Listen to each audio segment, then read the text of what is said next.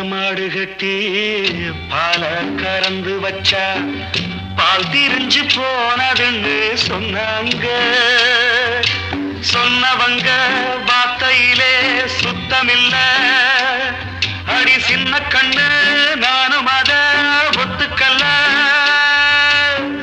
உச்சி வகுந்தெடுத்து பிச்சி பூ வச்ச கிளி பச்சமலை பக்கத்தில மேயிருந்து சொன்னாங்க.